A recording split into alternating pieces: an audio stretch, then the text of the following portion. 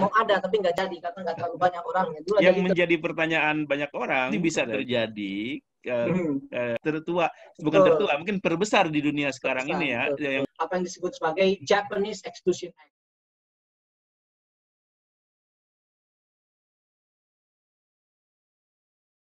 Terima kasih Kang Zezian dan Jainal Mutakin atas kehadirannya di sesi review. Selamat datang. Apa kabar? Kabar baik, Kang. Terima kasih juga atas undangannya. Ini sebuah kehormatan kepada saya untuk bisa berbagi dan sharing dengan kawan-kawan di UIN Bandung, di Distrik UIN Bandung, dan dengan kawan-kawan sekalian nanti akan menonton channel ini. Oke, terima kasih. Kita akan ngobrol santai tentang isu yang sedang aktual di Amerika akhir-akhir ini, Amerika Serikat maksudnya ya. Yaitu mengenai banyak kejadian tentang kekerasan yang dialami oleh komunitas atau warga Amerika berketurunan Asia ya. Nah, seperti yang terjadi penembakan di sebuah spa dengan yang meninggal 7 orang atau 8 orang begitu, dan beberapa orangnya orang Asia, dan juga beberapa kejadian di kereta bawah tanah dan sebagainya. Nah, yang ingin saya obrolkan pertama kali dengan Kang Zezian, kalau melihat fakta dan data, betulkah terjadi peningkatan kekerasan terhadap warga Amerika berketurunan Asia? Betul sekali, Kang.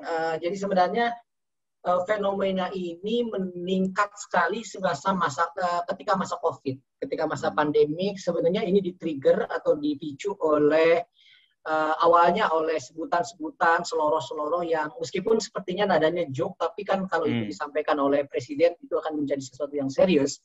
Misalnya COVID-19 itu selalu dianggap sebagai China virus atau kung flu bahasanya sekarang. Kung flu itu artinya flu dari negeri China dan lainnya. Itu terutama Donald Trump yang menggembor-gemborkan bahwa ini virus ini dibuat oleh China dan kemudian merusak kita dan lain-lain. Nah, meningkat secara drastis saya kira dari masa awal pandemi, kekerasan-kekerasan yang dialami oleh warga. Sebenarnya ini sentimennya awalnya anti Cina, tetapi karena orang Amerika itu nggak bisa membedakan mana orang Cina, mana Korea, mana Jepang, mana orang Indonesia. Yang penting kelihatan orang Asia itu dianggap seperti dalam tanda kutip orang Tiongkok atau orang Cina begitu. Jadi dari sentimen anti Cina menjadi sentimen anti Asia secara keseluruhan. Nah, itu triggernya adalah trigger ujaran-ujaran politik yang dilakukan oleh Donald Trump, dan insidennya memang sangat meningkat. Puncaknya adalah tentu saja pembantaian yang terjadi di spa di Atlanta, Georgia. Tapi sebelum itu banyak juga insiden-insiden baik di San Francisco, di New York. Hari ini juga New York Times misalnya mengangkat lagi tema yang sama tentang New York Times itu hari ini mempublikasi satu laporan yang sangat menarik. Dia mengagregasi laporan-laporan kekerasan yang dialami oleh orang-orang keturunan Asian American lah, yang ada di Indonesia. Menurut sebuah data di tahun kemarin di salah satu NGO di San Francisco mencatat lebih dari 1.100 kasus kekerasan yang itu range-nya dari mulai verbal, kekerasan verbal misalnya lu orang Cina balik aja lu ke negara lu orang Asia balik ke negara lu dan lain-lain, sampai yang kekerasan fisik, sampai yang paling fatal tentu saja adalah kekerasan sampai menghilangkan nyawa begitu. Memang itu betul-betul terjadi sampai sekarang, dan itu diakui bahkan juga oleh para politisi di Amerika. Nah, jadi ketika ada semacam sekarang orang berketurunan Asia, Amerika Asia itu merasa ketakutan kalau ada di public space gitu sekarang. Sebenarnya itu sangat tergantung ke negara bagiannya masing-masing, tetapi memang secara umum misalnya Kedutaan Besar Indonesia atau Konsulat Jenderal Indonesia di Los Angeles mengeluarkan advice atau saran dan nasihat kepada warga-warga Indonesia atau warga Asia secara keseluruhan untuk sementara misalnya tidak pergi sendirian begitu ya. Kalau pergi lebih baik ada teman, dan kalau bisa juga kalau ada yang dalam tanda kutip mengharassment mengejek secara verbal, nggak perlu dilayani lah, lebih baik pergi karena itu kalau dilayani akan ke fisik dan lain-lain. Ada memang lebih meningkat lebih meningkat sepertinya rasa ketakutannya, tapi saya kira lagi-lagi itu sangat tergantung ke negara masing-masing, dan kalau di satu tempat orang Asianya lebih banyak mungkin orang lebih merasa secure gitu ya, kalau lebih sedikit dia lebih takut. Yang paling parah terjadi tingkat angka kekerasan terhadap Asia di negara bagian mana itu? Saya tidak terlalu tahu datanya, tapi kelihatannya sih relatif itu cukup merata sekarang. Anti Asia itu relatif cukup merata, hampir baik di bagian timur maupun di bagian barat Amerika. Oke. Gitu. Nah, kayak kemarin yang sampai ditembak mati itu kan di Georgia, Atlanta, berarti di pantai timur kan. Sebelumnya di San Francisco juga ada banyak kasus-kasus yang sama begitu ya. Meskipun sampai tidak mati ya, sampai tidak dibunuh, ditembak dan lain-lain. Oke. Nah, Anda Kang Zen kan tinggal di California kan? Itu negara bagian California negara bagian ya itu ya. Ya, itu betul. gimana? Yang Anda rasakan bagaimana? Anda dan keluarga apa merasa ketakutan ketika di Saya belanja sebenarnya misalnya? kebetulan ketika saya di sana anti Asia ini belum terlalu meningkat. Jadi saya kebetulan pulang itu ketika pulang baru itu anti Asia itu sangat drastis meningkat. Ketika saya di sana saya relatif merasa tidak ada masalah, secure saja, aman-aman saja. Tapi memang kata kawan belakangan setidaknya mereka lebih alert, lebih hati-hati setelah banyak kejadian-kejadian itu, dan setahu saya konsulat Indonesia di Los Angeles secara resmi mengeluarkan juga advice kepada warga-warga Indonesia yang ada di sana untuk lebih hati-hati begitu. Iya. Jadi Anda tidak pernah mengalami ketika belanja di swalayan atau ada orang yang secara verbal tidak pernah, gitu? Tetapi yang lucu justru pengalaman saya di mengalami kekerasan verbal itu justru saya ketika terjadi ketika saya di Melbourne di Australia. Oke. Kalau itu saya betul-betul mengalami. Waktu itu saya pulang kuliah sore-sore karena saya bekerja sebagai anggota PKI. PKI itu Persatuan Kuli Indonesia, kerja di Pasar Victoria itu. Jadi saya pulang kuliah kerja di Fitmat, setelah kerja saya berhenti di stasiun kereta, tram begitu, tiba-tiba ada 2 orang bule datang ke depan muka saya dan langsung nunjuk-nunjuk marah-marah. Kamu pulang aja sono ke Cina. Itu betul-betul nunjuk ke muka saya. Saya sudah hampir mau lari atau mau melawan gitu, tapi kemudian ada orang lain juga di situ yang melerai begitu. Orang bulenya disuruh pergi sama orang bule yang lain yang juga menolong saya itu. Itu saya ngalamin. Tapi kalau di Amerika saya tidak mengalami kekerasan verbal itu karena mungkin tadi itu saya sampaikan konteksnya ketika kami di sana, kami kan pulang akhir Februari, akhir Januari, jadi tidak mengalami itu karena waktu itu saya kira memang eskalasinya meskipun meningkat belum separah sekarang. Oke. Itu persis setelah Biden dilantik dan Donald Trump turun dan dia masih nggak mengakui kan? Sebenarnya sudah mulai sebelum Biden dilantik. Di San Francisco itu kejadiannya terjadi sebelum Biden dilantik. Persisnya sebenarnya pematangan, ibaratnya ini dimasaknya justru sebenarnya dimasak oleh Donald Trump. Karena sebagian besar ini yang sebenarnya kan apa yang terjadi di Amerika sekarang begini, mungkin konteksnya kalau dibawa dalam sedikit yang lebih teoritis Kang. Jadi ini kan konteksnya sekarang konteks krisis ya di Amerika. Krisis dalam artian ada krisis COVID, ada pengangguran meningkat tajam begitu ya. Banyak orang di PHK, banyak orang yang jadi homeless dan lain-lain. Nah dalam konteks krisis seperti itu memang selalu muncul apa yang kita sebut sebagai xenofobia. Ya, betul. Kita ingat misalnya di Indonesia juga anti Cina, anti Tiongkok kan merajalela tahun 98, 99, 2000 kan ketika terjadi krisis. Betul. Karena dianggap orang Tiongkok ini mengambil lahan ekonomi orang Indonesia dan lain-lain kan.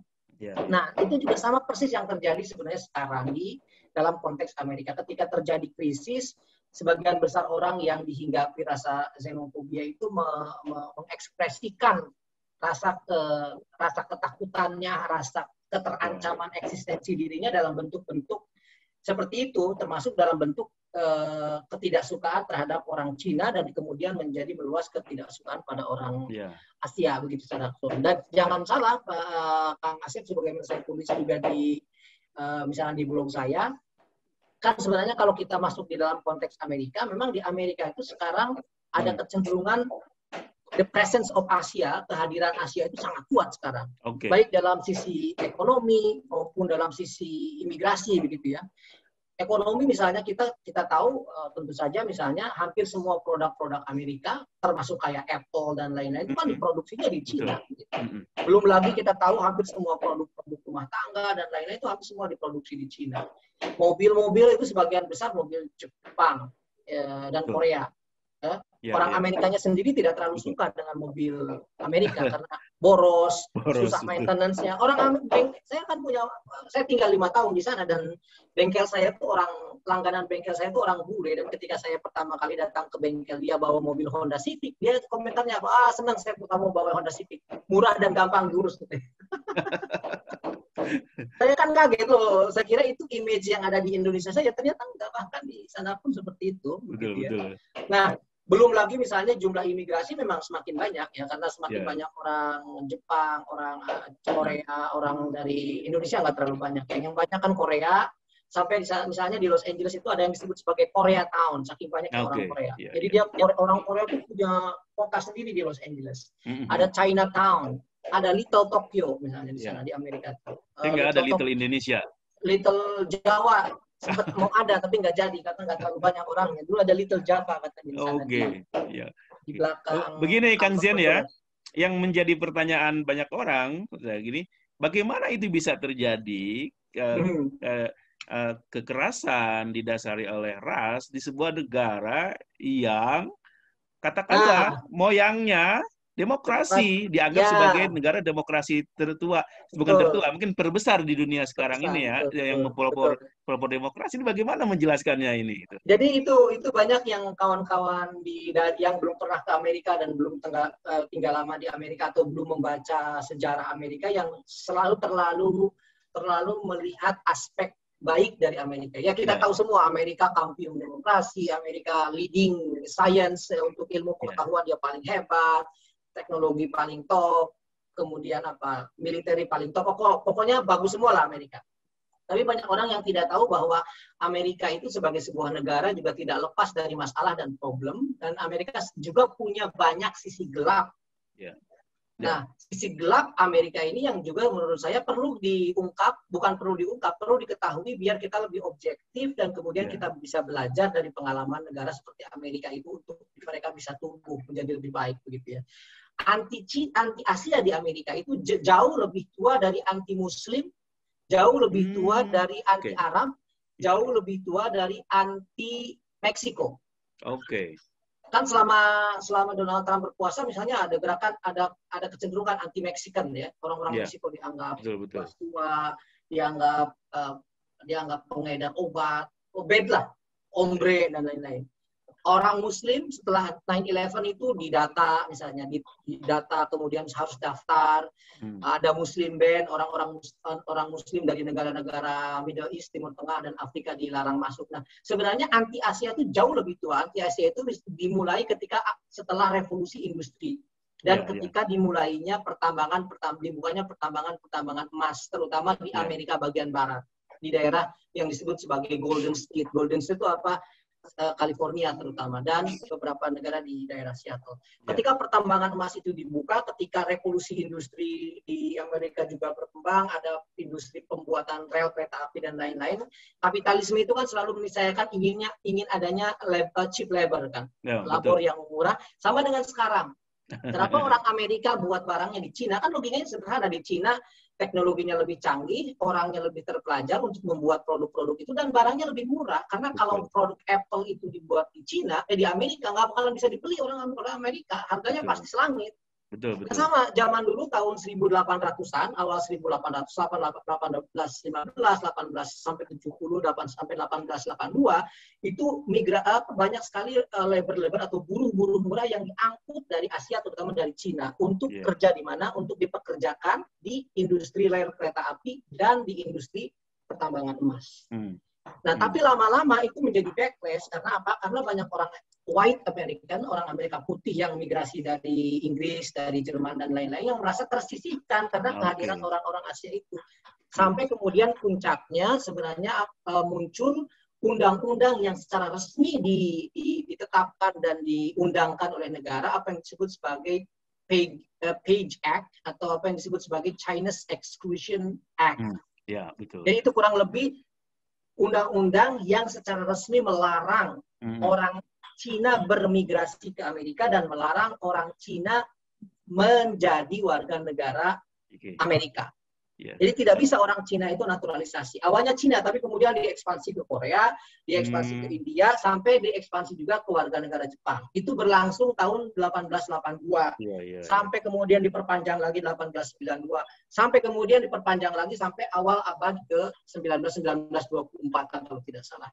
Tahun 1924 juga muncul apa yang disebut sebagai Japanese Exclusion Act. Sama juga orang Jepang nggak boleh migrasi. Itu lama sekali, sampai 20 tahun. Nah, tahun 1943, 42 ketika terjadi Perang Dunia Kedua dan Jepang menyerang Pearl Harbor di Hawaii, itu Amerika juga mengeluarkan kebijakan di masa perang yang sampai sekarang dianggap sebagai pelanggaran HAM terburuk dalam sejarah mereka. Karena apa? Karena salah satu ya, tentu saja kita nggak mau ngomong kekerasan mereka terhadap orang Indian ya. Orang Jepang itu sampai semua orang yang Jepang punya darah Jepang, ibunya Jepang, bapaknya Jepang, meskipun udah warga negara Amerika, itu harus tinggal di konsentrasi, di kamp konsentrasi. Itu sampai sekitar hampir lebih dari 100.000 atau 150.000 orang Jepang itu mereka harus tinggalkan bisnisnya, harus tinggalkan rumahnya, mereka hidup di dalam kamp konsentrasi. Karena mereka dianggap sebagai musuh. Dan mereka itu sama betul-betul sebenarnya agak mirip-mirip dengan Nazi, tentu saja jauh lebih buruk karena dibunuhin ya. Ini campnya udah sama, di-campin semua, memang dikasih fasilitas dan lain-lain, tetapi itu saja sebenarnya sudah sangat buruk karena orang-orang Jepang yang itu notabene 70% adalah warga negara Amerika itu harus hidup di dalam kamp-kamp konsentrasi. Kejadian ini terus berulang sampai tahun 80-an, ada tahun 80-an itu krisis mobil di Detroit. Itu tadi saya cerita. Orang Jepang belajar bikin mobilnya dari Eropa, bisa bikin mobil yang lebih hemat bahan bakar, bisa bikin mobil yang murah perawatannya dan laku keras di Amerika. Mobil-mobil di Amerikanya bangkrut. Kemudian industri mobilnya juga menurun tajam, banyak orang yang di PHK karena mobilnya nggak laku. Kebenciannya pada orang Jepang tahun 80-an, tapi lagi-lagi semua orang Jepang kan sama buat orang Amerika terlihat, semua orang Asia terlihat sama, mau Jepang, mau Cina dan lain. Jadi sebenarnya apa yang terjadi sekarang itu seperti sesuatu yang kembali terulang. Selalu terjadi di masa krisis, ya, di mana ada krisis apakah ekonomi dan lain-lain. Dan krisis itu menyebabkan orang merasa harus mensecurekan, mengamankan dirinya dan merasa ada orang-orang yang dianggap berbeda atau datang dari luar itu sebagai ancaman, apa yang kemudian disebut sebagai xenofobia. Yang terjadi tahun 90-an kepada orang Muslim dan yang terjadi kepada orang Asia sekarang itu sebenarnya adalah sebuah pola yang terulang saja menurut saya. Dan selalu di dalam konteks yang sama. Mohonnya agak panjang nih, Kang. Bagus. Bagus. Nah, berarti saatnya kita sekarang tidak melihat Amerika itu sebagai good guy ya.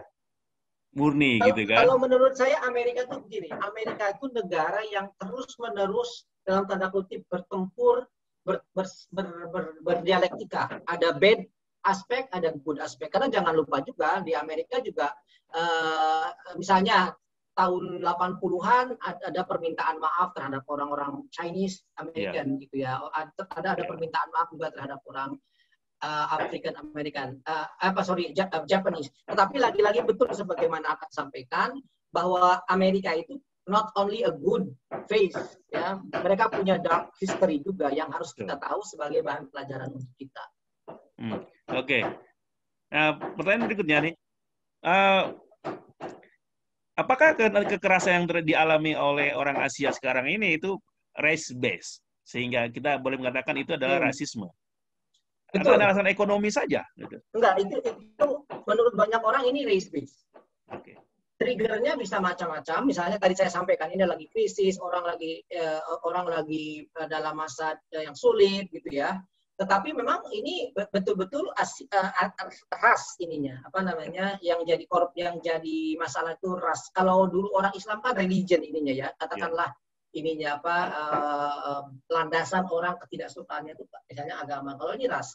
Nah, yang menarik yang menjadi pelaku itu tidak melulu orang kulit putih, kan biasanya yang melakukan yang cenderung bersikap xenofobik itu biasanya para pendukung Donald Trump yang relatif sebagian besar kulit putih ya. Meskipun tidak semua. Ada juga orang Meksikan yang sangat Trumpian, ada juga orang black yang sangat Trumpian gitu ya. Ya, Tetapi mostly majority itu adalah orang-orang white supremacist gitu ya.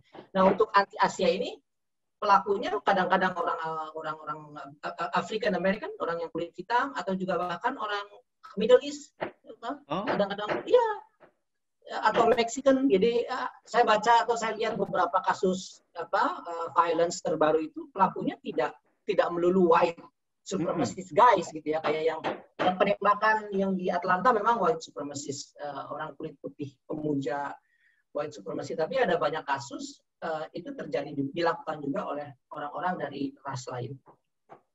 Jadi warga Amerika keturunan Asia itu menghadapi dua tanda petik musuh besar, majority white itu, dan kemudian sesama minority juga gitu kan, ya, yang tidak suka betul. dengan Asia. Karena memang sebenarnya itu tadi itu bisa jadi irisannya karena irisan ideologi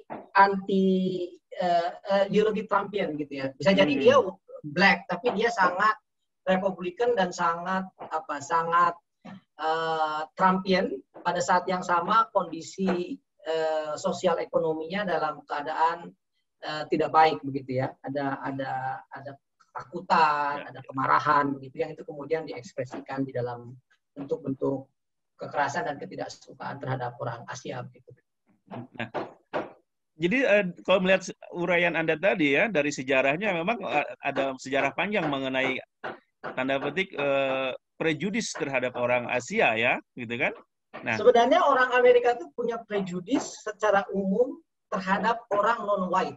Oke. Ingat, sampai tahun 70-an, 80-an kan masih ada segregasi rasial. Orang kulit hitam masih sangat, sampai sekarang orang kulit hitam selalu menjadi dalam tanda kutip korban rasialisme atau korban ketidakobjektifan aparat hukum, bias, legal bias, dan lain-lain ya. Kalau menurut saya ini ada kecenderungan umum, tetapi memang lagi-lagi itu tidak black and white. Ada subtil-subtil yang membuat itu harus kita analisa lebih lanjut, karena tadi dalam konteks anti Asia misalnya white supremacist itu tidak single player. Ada juga orang lain yang juga dihinggapi rasa xenofobia, mungkin karena tadi saya bilang kondisi sosial ekonominya yang tidak bagus. Gitu. Oke. Nah, yang jadi pertanyaan besar juga begini Kang Zen ya. Kalau melihat uraian sejarah tadi, Amerika sudah memiliki sejarah panjang mengenai xenofobia khusus terhadap orang Asia. Betul. Nah, kemudian sudah berlangsung sampai sekarang katakanlah 200 tahun yang lalu lah ya. Betul. Nah, pertanyaannya itu mengapa itu masih ada sampai sekarang, dan di mana peranan pendidikan untuk mengikis prejudis tadi gitu. Betul. Di mana itu? Kan mungkin mestinya itu adalah kalau perlu lama kan hilang ada. Tapi sekarang di mana peranan pendidikan dan keluarga atau pemerintah untuk mengikis prejudis tadi atau rasisme tadi sehingga masih berlangsung sampai sekarang gitu? Iya, tapi itu kan problem, saya kira itu problem eksistensial, itu tidak akan hilang menurut saya ya. Menurut saya itu problem-problem seperti itu problem yang tidak akan sepenuhnya hilang dari negara manapun. Sehebat-hebatnya negara Amerika atau Inggris atau misalnya katakanlah Indonesia nanti mengedukasi warganya agar biar lebih objektif dan lain-lain, jauh di dalam alam bawah sadar kita atau dalam eksistensialis dalam keberadaan kita sebagai being, sebagai manusia, kadang-kadang ada aspek-aspek itu yang muncul. Ya seloroh-seloroh di kita kan kadang-kadang suka ada, dia mah paham tentang tanda petik dasar saya mah Madura misalnya, atau orang Sunda mah gitu biasa, gitu. Orang Sunda mah biasa. Atau orang itu kan selalu ada ya.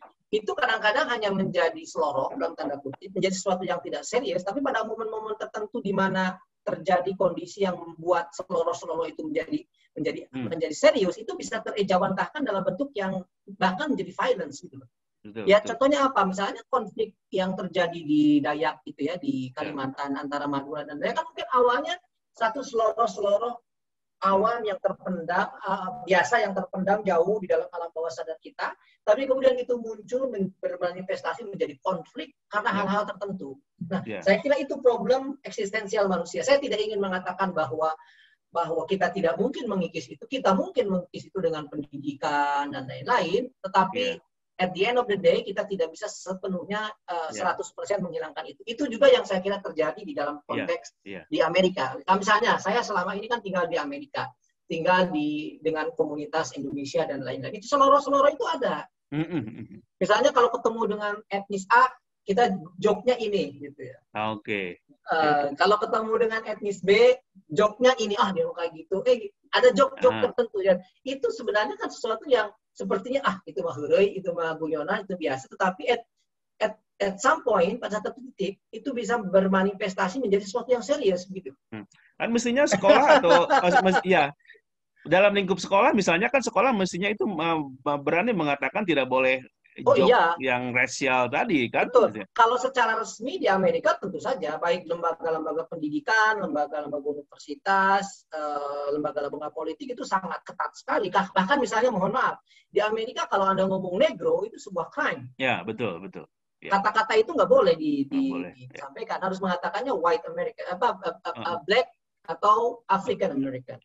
Itu resmi ada, misalnya di dalam diinstitusionalisasi oleh negara di dalam bentuk pendidikan dan lain-lain. Anak-anak juga belajar tentang pluralisme, tentang keberagaman dan lain-lain. Tetapi kan selalu ada porsi di dalam kehidupan masyarakat dimanapun yang selalu ada saja ininya, ibaratnya nggak bulat semua lah, nggak selalu ada saja orang yang tidak mungkin either secara ideologi tidak menerima itu atau memang tidak mendapatkan sosialisasi itu dengan baik. Misalnya karena kan di Amerika juga banyak juga orang yang hanya tamatan SMA yang nggak ke college banyak sekali. Itu kalau kita masuk ke rural American ya di Wyoming, Idaho atau yang disebutnya Bible Belt yang daerah Kristennya kuat sekali yang pendukung Republikan atau Trump itu kan rata-rata pendidikannya itu mostly orang SMP, SMA. Oke, iya. Sementara yang di metropolitan kayak di California, Los Angeles, New York, yang itu memang mostly itu college ya. Biasanya kan nanti dilihatnya ke party ID, yang college itu mostly Demokrat, yang college yang ada di kota, yang di urban college itu biasanya lebih ke Demokrat, tapi yang rural non college gitu ya. White rural non-college Christian itu nanti akan jadi pendukung Republikan yang lebih ke Donald Trump dan lain-lain. Oke, saya tadi saya ingin merefer kepada contoh ada orang Indonesia yang saya lihat itu, padahal dia orang Indonesia tapi udah lahir di Amerika, dia menjadi tentara, kemudian pernah menjadi tentara, tapi ketika dia di sekolah dia sudah mengalami semacam rasisme itu sudah tumbuh di masa-masa dia SD itu. Ketika misalnya temannya itu berkomentar ketika dia bawa bekal nasi, kan kita biasa ya kayak gitu ya. Nah, dia bilang, oh bau katanya begitu kan, melihat makanan kita kata. Itu kan sudah nampak dari situ kan. Nah, itu. Nah, berarti menurut saya ya jadi prejudis rasisme itu sudah mulai tumbuh di anak-anak sekolah, dan itu sepertinya mungkin dianggap tidak serius, dan sebenarnya itu kan bertumbuh lebih besar gitu. Iya, betul. Tapi sih saya pengalaman anak saya di Amerika 4 tahun itu alhamdulillah tidak mengalami dalam tanda kutip rasisme seperti yang cerita Bapak itu ya. Mungkin bisa juga sangat insidental juga, tapi anak saya alhamdulillah 4 tahun nggak ada masalah sama sekali, karena yang menarik di sekolahan anak saya itu justru yang kulit putih itu yang minoritas. Oke. Jadi saking multikulturalnya. Jadi di sekolah anak saya itu, karena itu sekolahan itu di samping kampus saya UCLA, sekelas itu berasal dari 30 negara. Iya. Sekolah negeri itu. Karena apa? Karena ibu bapaknya itu rata-rata mahasiswa internasional yang sekolah di UCLA, anaknya disekolahkan di situ. Jadi betul-betul multikultural. Dan karena itu setahu saya seingat saya tidak pernah ada kekerasan atau bahkan seloroh-seloroh seperti itu. Tapi sekali lagi itu sangat insidental, sangat kasuistik ya, mungkin bisa jadi terjadi dengan pihak lain ya, atau dengan orang lain. Jadi dengan orang tadi kita tidak bisa mengatakan peristiwa kekerasan berbangsa itu adalah cerminan besar atau gambaran besar orang Amerika sekarang ini ya. Kalau menurut saya kita tidak bisa mengeneralisir bahwa itu adalah kecenderungan umum orang Amerika. Saya ingin mengatakan bahwa ya ada sebagian kecil, katakanlah sebagian kecil, karena yang seperti itu kan biasanya nggak banyak. Ya kayak di kita lah misalnya orang-orang yang radikal, FPI dan lain itu kan nggak banyak ya. Ya betul. Sedikit, tetapi yang sedikit itu yang bunyi biasanya. Karena sama juga dalam konteks yang biasanya rewel dan nyaring kan, yang teriak-teriak. Sama juga di dalam konteks Amerika sebenarnya kekerasan-kekerasan yang terjadi baik kepada orang kulit hitam maupun kepada orang Asia atau kepada orang Islam itu bagian dari dinamika orang Amerika menghadapi pergulatan dirinya, identitas dirinya sebagai sebuah negara. Mereka juga tidak bisa mengklaim misalnya orang Asia tidak bisa bermigrasi secara terbuka. Kenapa? Karena semua orang di Amerika itu selain orang Indian kan migran. Bedanya waktu aja. Yang satu lebih dulu orang Inggris, sama orang Irish, orang Irlandia, yang orang Asia agak belakangan. Tapi kan semuanya pendatang, nggak ada yang dalam tanda kutip orang asli. Orang aslinya orang Indian itu semuanya harus kabur semua dari Amerika kalau kita mau pakai prinsip. Nah itu yang menjadi ironisnya seperti yang Anda alami di Melbourne itu. Mereka suruh kita pulang. Mereka juga kan sama-sama pendatang juga, beda waktunya. Betul, kan. Beda waktu aja. Kenapa mereka itu tidak sadari gitu bahwa mereka juga adalah pendatang gitu? Biasanya selalu ke dalam argumen saya orang yang pertama dalam tanda kutip membangun. Oke. Jadi di situ dalam tanda kutip jasanya. Entitlement, regulasi, kemudian statecraft, bahwa ini negara dibuat, dibentuk dan lain-lain. Tapi mereka juga kan mengambil alih dari native people. Di Amerika ada Indian, ada Australia, ada Aborigin. Exactly. Kalau itu betul, kalau itu diakui oleh semua orang, sejarahnya sangat kelam. Baik di Amerika maupun di Australia sejarahnya sangat-sangat kelam. Lebih kelam dari apa yang kita bayangkan kalau Anda baca banyak literaturnya. Tapi anyway, biasanya orang Amerika atau orang Australia kalau disuruh diskusi seperti itu kurang nyaman juga mereka. Menghindar ya? Agak kurang nyaman. Ini comparable nggak dengan kasus Indonesia, katakanlah yang anti Cina? Itu tadi saya bilang, xenofobia, rasisme sebenarnya bisa kita temukan dimanapun. Ini bukan khas orang Amerika, ini bukan khas orang Australia. Di Israel ada anti orang Arab, misalnya. Itu semua orang tahu gitu ya. Di India ada anti orang Muslim. Ada gerakan itu. Di Myanmar ada anti orang Rohingya. Di Indonesia pada masa tertentu ada anti Tiongkok, ada anti Madura, ada anti Dayak, dan lain-lain. Jadi saya kira ini problem umat manusia secara umum, problem semua bangsa, karena semua bangsa dan semua ras itu pada dasarnya merasa dirinya yang paling bagus, dirinya yang paling, at least menurut dia dirinya yang paling, yang paling inilah. Dan karena itu selalu menganggap yang dari luar itu sebagai sebuah dalam tanda kutip ancaman. Ini saya kira problem bersama semua bangsa. Faktanya bahwa di Amerika sekarang sedang meningkat karena sosial politik, perkembangan sosial politik tertentu dari mulai Donald Trump dan lain-lain. Ya, itu juga kita harus akui. Sama seperti ketika Indonesia didera oleh anti rasisme tahun 1998 2000-an. Dan politisi selalu memainkan itu seperti Donald Trump ya. Saya kira selalu triggernya adalah dalam tanda kutip para politisi. Di dalam konteks anti-imigrasi di tahun 1882 itu betul-betul didorong oleh para politisi anti-imigrasi. Di dalam konteks anti-Muslim tahun Donald Trump muncul, itu kan didorong oleh orang-orang yang secara ideologis anti-Muslim, Islamofob dari awal. Ada Steve Miller, ada dari Bernard Lewis sebenarnya ideologinya, tapi yang paling ini kan ada Steve Miller, ada Stephen Gurta, dan lain-lain, sampai Donald Trump-nya. Nah, dalam konteks Indonesia juga sama, saya kira itu pasti mungkin, atau dalam konteks di Myanmar, atau dalam konteks di India, selalu ada dalam tanda kutip kompornya, dan itu biasanya para politisi, karena itu juga pesan sebenarnya penting untuk siapapun yang memegang jabatan publik, mulutnya itu harus dijaga, karena mulut orang yang punya jabatan publik itu selemah apapun dia pasti akan punya impact.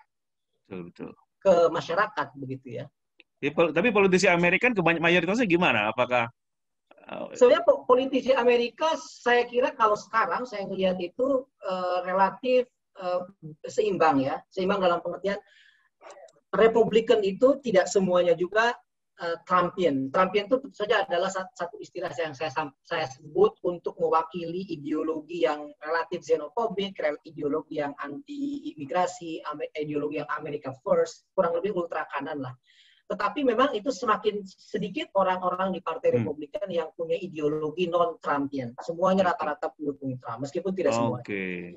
Dan sayangnya sistem politik di Amerika itu memungkinkan orang-orang seperti itu akan terus untuk waktu yang akan cukup panjang bisa terpilih, karena itu sistem senatnya juga sistem pemilihan senator itu kan lucu di Amerika gitu itu kan ya? Kita tahu lucu. Di Amerika itu ada 100 senator senator itu dipilih dari semua negara bagian kurang lebih 50, satu negara bagian menyumbangkan 2 senator. Mau negara bagiannya sebesar California yang gede sekali, seperti dari Jawa Barat sampai Bali, besar sekali, atau negara bagian sangat kecil, yang kayak di tengah-tengah itu yang Wyoming, itu 2. Dan itu akan berimbas pada komposisi politik anggota senator. Jadi senator itu selalu, meskipun orang Demokrat menang pemilu lebih dari katakanlah 18.000 suara, 20 juta suara, dia selalu hampir kalah sama Republikan karena sistem politiknya masih tidak simple majoritarianism. Di Amerika kan pakai sistem electoral college, pakai electoral vote dan lain-lain yang menyebabkan tidak sesimpel yang kita bayangkan. Hillary Clinton kalah dari Donald Trump meskipun suara populernya menang sekitar 4 juta suara. Betul. Tapi dia kalah jadi presiden karena dia kalah di electoral vote, di electoral college-nya kalah. Gitu. Jadi ya, kalau mau ditanya para politisinya bagaimana, saya kira ini 2 kekuatan ini masih terus bertempur dalam tanda kutip, baik yang progresif maupun yang sangat ultra kanan atau ultra konservatif.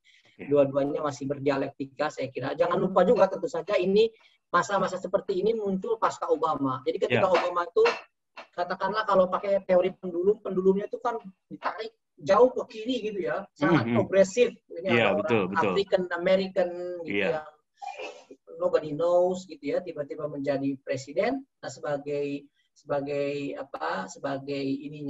responsnya muncul orang seperti Donald Trump yang sangat dalam tanda kutip gila, rasis, bisa jadi presiden. Jadi kayak pendulum yang swing. Oke. Nah, terakhir Kang Zen ya. Silakan. Dalam prediksi Anda, apakah kekerasan berbasis ras ini akan berlangsung dalam beberapa tahun ke depan? Kalau menurut saya, melihat dari kecenderungan pemerintahan Biden yang relatif sangat ramah terhadap pluralisme, terhadap multikulturalisme, terhadap imigrasi dan lain-lain, saya kok melihat ini sebenarnya adalah ekses dari ibaratnya ekor atau buntut dari administrasi sebelumnya. Kalau menurut saya merasa ini kayak buntut atau ekor dari policy-policy dari administrasi sebelumnya. Semoga ini tidak berlangsung lama, dan keyakinan saya kira ini tidak berlangsung lama karena relatif para politisi sekarang kelihatannya, setidaknya orang-orang yang memegang posisi penting di Amerika relatif cukup kompak untuk condemn, untuk mengecam, untuk langsung bertindak gitu ya. Oke. Apa yang mesti dilakukan oleh pemerintah Amerika dan juga warga negara di sana untuk mengurangi atau mengikis kekerasan berbasis ras ini? Saya kira yang paling penting solidarity. Oke. Itu penting dan saya kira itu sudah ditunjukkan oleh kawan-kawan mohon maaf ini baterai saya mau matikan. Mohon maaf sebentar. Oke, it's okay. Oke. Nah, ya, jadi saya kira yang paling penting itu solidarity, dan itu solidarity itu sepertinya juga sudah ditunjukkan oleh banyak warga lain ya yang non Asia gitu ya, baik yang imigran lain, baik yang putih atau yang dari Mexican. Dan itu penting sekali karena solidarity ini sebenarnya menjadi pressure juga buat policy maker di atas. Gerakan-gerakan ini juga yang dulu terjadi ketika Muslim dilarang, beberapa negara Muslim warganya dilarang masuk ke Amerika ya. Ada civil right movement, ada gerakan-gerakan warga sipil, misalnya ada namanya ACLU, American Civil Right Union, kurang lebih kayak LBH lah, lawyer di seluruh Amerika yang pro bono membela orang-orang Muslim. Sama saya kira dalam konteks anti Asia ini juga relatif para politisi yang asalnya orang Asia gitu ya, ada yang calon presiden kemarin, ada satu orang yang juga orang warga negara keturunan Asia, ada beberapa senator yang sudah mulai buka suara, dan saya lihat juga solidaritas warga juga penting karena itu menunjukkan bahwa orang Asia at least we are not alone gitu, you are not alone gitu ya, kamu tidak sendiri, ada solidaritas yang dibangun yang itu menjadi juga pressure terhadap policy maker, terhadap orang-orang yang memegang kebijakan begitu. Nah, itu saya kira menarik kata solidaritas. Karena ini sedikit bertentangan dengan faktanya ketika kekerasan terjadi, seperti yang ibu-ibu yang didorong itu, Betul, orang betul. tidak peduli, membiarkan saja terjadi, bahkan aparat security guard juga membiarkan saja, bahkan menutup pintu katanya dari gedung Betul, yang dia betul, tinggal. Ini betul. kan itu menunjukkan tidak ada solidarity di sana terhadap Ketika itu ya. terjadi kejadian itu banyak yang ini saya baca juga beberapa laporan banyak yang mengira itu urusan keluarga suami Oke. istri. Jadi orang nggak mau campur itu urusan keluarga gitu. Kan who Nah, knows kan ya. kita nggak tahu ya. Tapi Iya, setelah betul. itu kan ada gerakan-gerakan, misalnya kayak setelah penembakan di sana, di mana di Atlanta, di gerakan solidaritas yang cukup kuat dan lain-lain. Tapi kalaupun saya ditanya apa yang harus dilakukan, saya kira itu yang super kuat sekarang. Tentu saja awareness, solidaritas antara sesama warga negara. Karena at the end of the day, sebagaimana saya bilang, semuanya adalah pendatang. Semua, Everyone is immigrant. Everyone iya, is immigrant in the United betul, States. Ya. betul. Jadi, cuma masalah waktu aja kan. Cuma masalah Oke. waktu aja. Nah, Dan jadi orang makanya Asia juga, saya kira orang Asia sekarang punya peranan yang sangat penting, yang sangat betul, betul. signifikan. Ya, Terutama kalau kita misalnya bicara dalam konteks di dalam konteks misalnya di California itu teknologi, misalkan ya, Silicon Valley dan lain-lain juga ya, banyak ya. sekali kan sumbangsi orang-orang Asia, Oke, keturunan Asia di Amerika. oke, oke. Oke, ini adalah obrolan yang bergizi, banyak dagingnya kalau banyak orang bilang ya, yang sekarang ini. Mengenai kekerasan berbasis ras yang terjadi akhir ini di Amerika Serikat. Dari orang yang pernah tinggal lama di Amerika, tentunya penjelasannya berbasis pengalaman dan juga ilmu ya. Terima kasih sudah hadir Kang Zezen Jainal Mutakin, sudah Terima kasih. berbagi ilmu dan pengalaman untuk audiens kita. Oke, terima kasih sekali lagi saya Sekali lagi ucapkan. saya juga ucapkan terima kasih atas undangannya, Kang. Semoga bermanfaat ini dan ada sharing yang Oke, menambah insight buat kita semua. oke. Terima kasih, Sampurasun. Terima kasih. Assalamualaikum warahmatullahi wabarakatuh.